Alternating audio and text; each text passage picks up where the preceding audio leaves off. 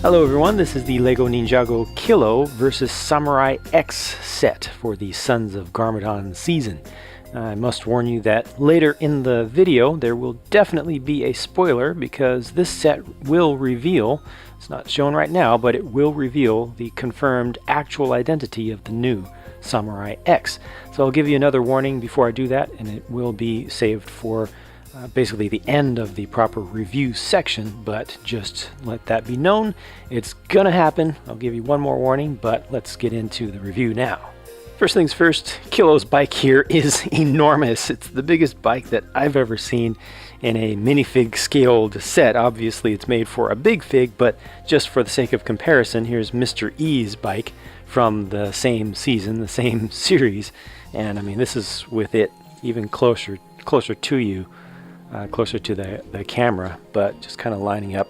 So let me just line up the rear tire, the back of the rear tire. I mean, it's a significant difference, and this is already a very large bike, right? So yeah, the size of this is quite shocking. It could be seen as a good thing or just a plain surprise. That is a circular saw blade, huge circular saw blade used for the front tire. That actually doesn't work very well, especially on hard surfaces. It'll often just kind of slide around, so just know that that's going to happen. They don't have anything to stop that. They don't have any mechanism to force that to spin. But beyond that, it's actually built up pretty well and makes good use of its space. It has a really nice perch there for Killow to stand, and he can hold on to both handlebars if he doesn't have his big barbed club in one hand. I often comment about the need for vehicles to accommodate the accessories for your figures. Well, in this case it's not for a minifig, it's for a big fig, so that's an even bigger deal.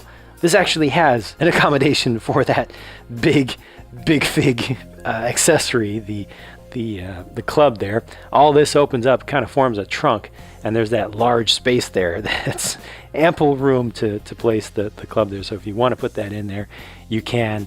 And I don't know, I think it's fine just to leave it out like this, to leave it in his hand. Makes it look a little bit more intimidating this way.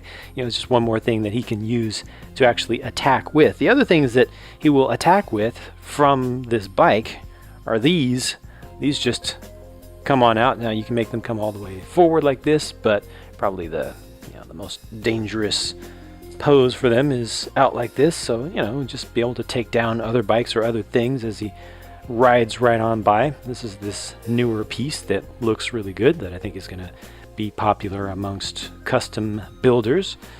It has the 3 bar-sized holes in it. This is also a bar-sized section where you can clip other things onto it, and it has an axle connector at its other end. So these work out pretty well. I think it looks good with them tucked in either forward or back. I actually like the entire rear section of this. These are skateboards. They're just plain black skateboards with the purple wheels in there, but I like how this looks from the back with the wheel, the tire, and the mufflers. I don't know why he has mufflers. Maybe they're just resonators to actually make it sound even louder and more intimidating again. But yeah, that's pretty cool. I just don't like the front. I wish they had some method of retracting the wheel or retracting the saw blade and replacing it with a wheel, or maybe having some barbs that could just kind of come out from a wheel so that it would be just a little bit more complete as a bike. Now he doesn't have any control like panel or dashboard in front of him or anything. That's just a completely plain piece in front of him. The stickers are pretty much limited to just these side ones, and also Killow himself has a banner. Let's go ahead and take a closer look at Killow, since he's such a major part of this set. I have to admit, I really like the print for his vest there. That's just very heavily detailed, and it just has nice graphic design, I think. And I also like how the tattoos are done on the body and the one arm. His left arm has pretty good coverage there, and it's subtle enough. The use of the dark gray color rather than black as the outline color, I think is very smart. He's wearing the Oni mask of deception. I'll show you what his actual face looks like in just a second. Notice that this is kind of in a troll style, the way that it's built as a figure with the legs. They're in line, side to side, so you don't have one foot in front of the other like they've done with a lot of the big figs in the past. He needs shorts or pants that are a little bit longer. Got a little bit of plumber action going on there. He's got a pack on that appears to have a jet in it, or maybe a rocket booster or something that's going to allow him to go pretty fast. We'll see how that works out in just a second, or why he has a jet on his back when he has a big old bike as well. But he's got a couple of stud shooters here, and these are actually on ball joints, so you can angle those anywhere and they can, you know, fire past his shoulder. You can also turn them to the sides a little bit, so that helps with his personal firepower and his ability to do damage. And he's got his banner up above, and you can angle that back to make it look like he's going, you know, faster. I think that just helps a little bit if he's on the bike or something. But the other thing that you can do with him, I showed you the skateboards. They are not just for decoration, of course. There are two of them. Now you see where this is going. Let's see if I get that lined up. There we go. And there we go. Sorry about that. There we go. Yep. So that's what his jet or rocket booster is for. Allows him to still be very speedy, even though he's a big old dude. He can be very speedy without his bike. So yeah, that's a little something different, you know, having a lot of agility and speed on such a large character. Typically you would see them as being the slow, bumbling brutes, but this is a little something different. I like that.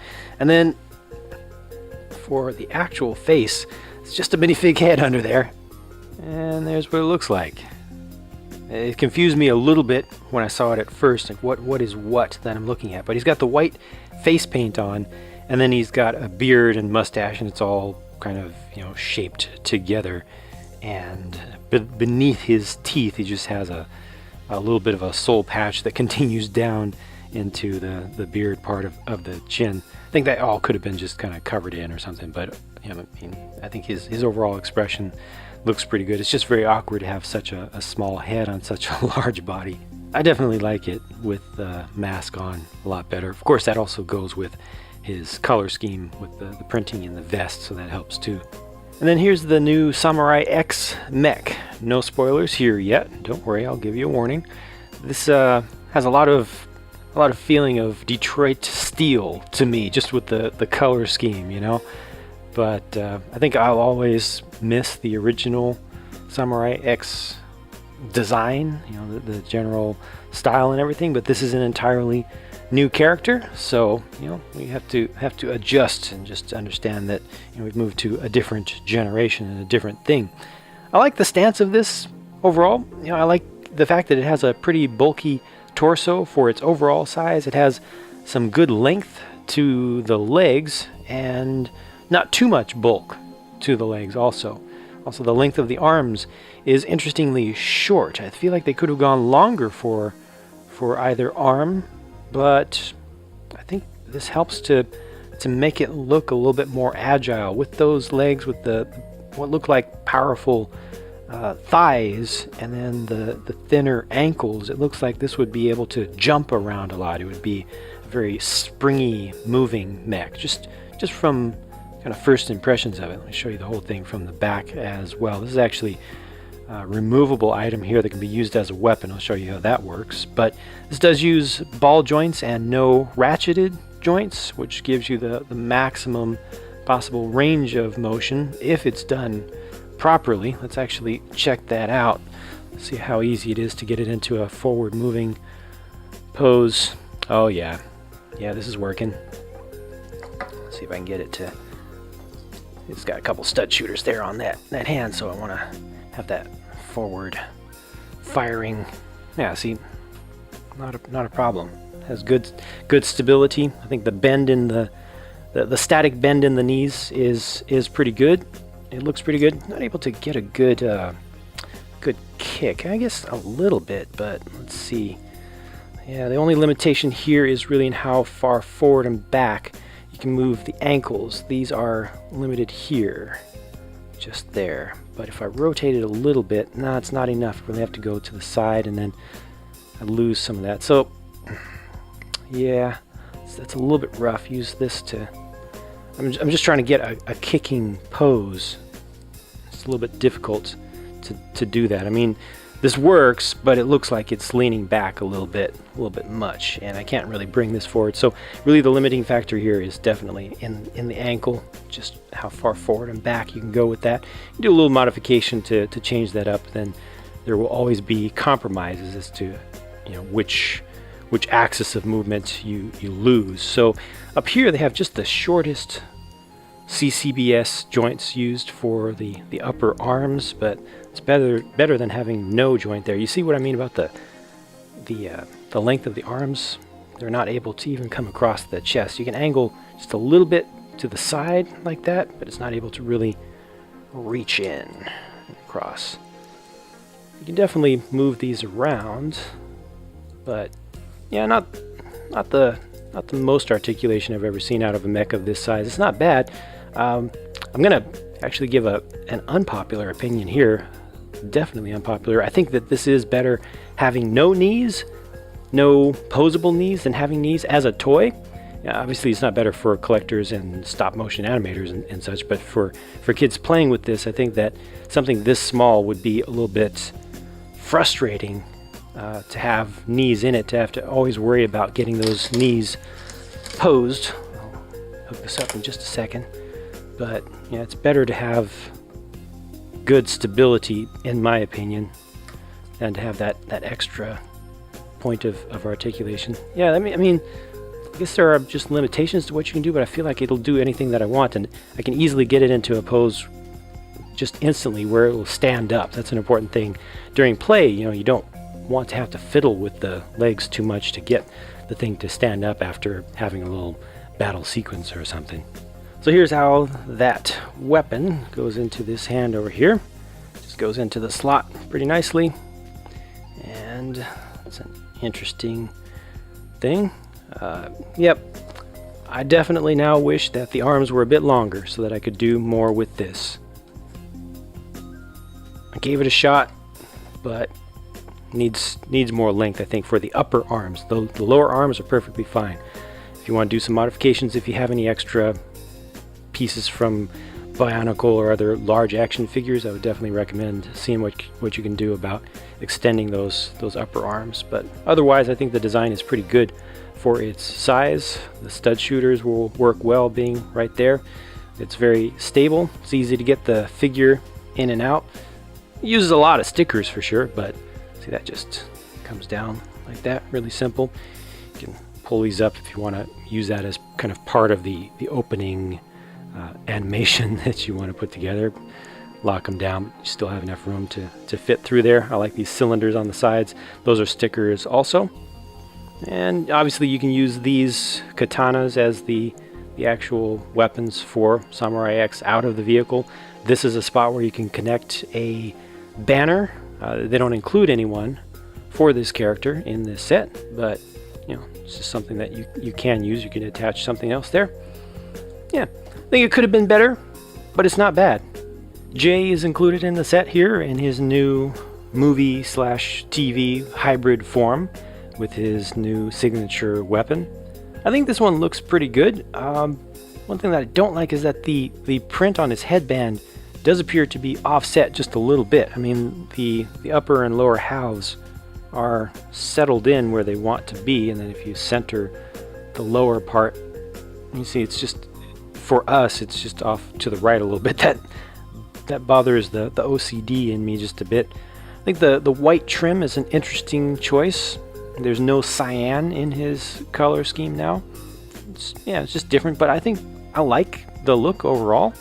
Need to take a look at the back torso print and everything. You know, he has his dual sheath for the two silver katanas. Full movie style new face, and a pretty good print on the back of that torso, even though you don't see it most of the time. If you ever decide to just leave them like this or just leave the sheaths off, I think that you get a nice look on the back there. One of the better ones, I think, on the back of the new series, and there's his serious face. Here's Samurai X before the big reveal. This one definitely needs thicker print on the legs. I think the design has the potential to look pretty striking and nice, but just the leg printing, you see it's a little bit fuzzy around the edges, and it's just not quite thick enough. It's letting too much of the black through. I feel like this is just being held back by the little bit of production issue there. I think this has the potential to look good, but right now I'm not quite feeling it. It's just missing some strength of that visual appearance. And I think the same thing goes on the back. Part of it is just from the fact that it's printing even on the torso against a dark color, so it's difficult to make that pop without doing an additional base coat here, which it appears they have not done at all. But now it is time for that actual true full-on spoiler. I am going to remove the helmet. The front is not going to show you the identity, but the back will absolutely show it to you. So here's the front. That is poor. Again, the white just is not applied properly. I don't like what Lego is doing this season. They have definitely decreased the quality of prints on a lot of figures that I've seen.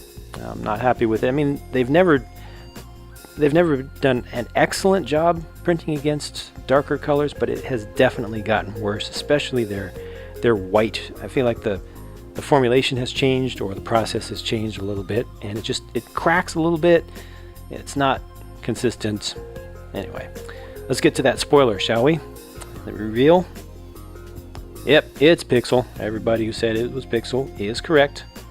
There she is. Pixel is back. She is Samurai X. And now we all know for sure. Again, the print here, not good. It's not what I expect from Lego. It's what I would expect from a knockoff brand, an actual, cheap knockoff brand. Notice that there's print around the white part of the face as well in dark blue. I understand that that's going to be subtle, but it's so subtle here. There's also print on the forehead. Can you just barely see that in there? On some screens, you might not even be able to see it because the contrast is so low. Again, this whole figure, I feel, has the potential to be strong in its appearance, but I believe it's just being wasted by poor production. It's too bad. I think my feelings about this entire set pretty much match my feelings about the Samurai X mech, where it's good. There are a lot of things that I like, but just a handful of things that hold it back and make it kind of okay for me. Definitely not bad, but not particularly good. This is one where a little bit of modification and addition of your own pieces, I feel, will dramatically improve it. Swapping this out, doing something here to turn this into an actual tire, I think will make the motorcycle a lot more fun to play with, and I think it'll also look cooler. You already do have these weapons that swing out from the sides, but if you can add in something, just attach in something else from the front, I think that'll help a lot. And then with the mech, I think lengthening the upper arms will help it dramatically, give it a lot more posability, and just help with the things that you can do, so that if you are using the hand-to-hand weapon, you don't need to have the whole mech posed to the side like they show there, to really use that. You want to be able to fight in front of you. I like this weapon. I like its design. I like how different it is. I like how it fits into the back. I like the shoulder armor, kind of pauldron, whatever you would call those that extend out so far there. It's nice to have a little throwback to the Spinjitzu crowns. Kind of makes me a little bit sad that we're not able to still use those and customize Spinjitzu stuff with this new series. The bike overall is done pretty well. The big fig is, I'm still not a big fan of big figs, but for what it is, I think it's fine. Jay, I think, actually is the star amongst the figures. He's just kind of a plain version of him, but I think it's a well done figure. I really like that. The skateboards, the dual skateboards for the big fig. So this thing has some flaws, I think, but they are correctable. Just keep that in mind. if you're looking for something that is really strong just in its default form, this might not be the one. But it is that time. I believe I have covered everything that I want to say about this set, and I'm going to move on to the next one because I still have a lot more to review, and after review season is complete, I'll get back to work on the custom stuff as well as always. So thank you for watching, and I'll talk to you again soon.